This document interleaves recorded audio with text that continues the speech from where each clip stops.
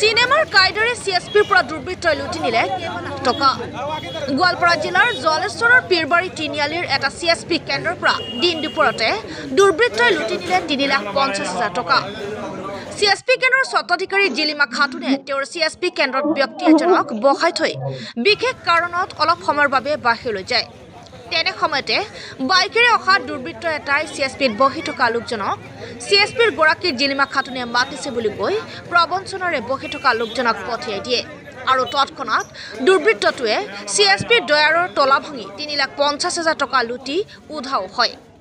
পিছলৈ ওচৰৰ দোকানী এজনে ঘটনাটো প্ৰত্যক্ষ কৰি চিঞৰ বাখৰ কৰাত CSPৰ স্বত্বাধিকাৰী আৰু ৰাইজ ঘটনাস্থলীত উপস্থিত হয় ঘটনা সন্দৰ্ভত CSPৰ গৰাকীয়ে জলেশ্বৰ আৰক্ষীক খবৰ দিয়ে ঘটনাস্থলীত আৰক্ষী উপস্থিত হৈ অব্যাহত ৰাখিছে তদন্ত লগতে সোধপোছৰ বাবে CSP কেন্দ্ৰত বহাই থোৱা ব্যক্তিজনক থানালৈ লৈ যায় উক্ত ঘটনাই ৰাইজৰ মাজত ব্যাপক প্ৰতিক্ৰিয়াৰ সৃষ্টি কৰিছে ইয়াতে পইচা জমা হৈ আছে আজি ইয়াতে উৰুচ চলি আছে মানুহে পইচা জমা দি আছে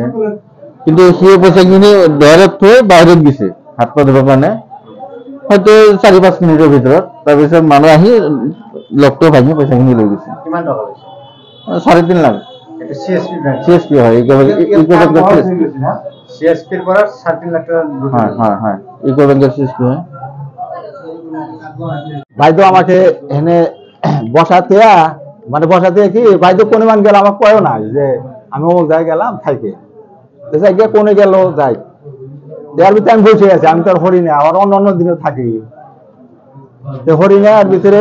একটা চ্যাংরা এসে আমাকে কয় যে বাইদেউ যেটা ডাহে এই মূর্তি গাইছে আর কি বাইদেউ যেটা ডাহে আমি আর ফেরা বাইদেউ ফলো করলাম যে মোবাইল থেকে গেছে তাহলে বললাম তাহলে মোবাইলটা হাতে নিয়ে খালি রোডে মরে গেছে সোনার দোকানে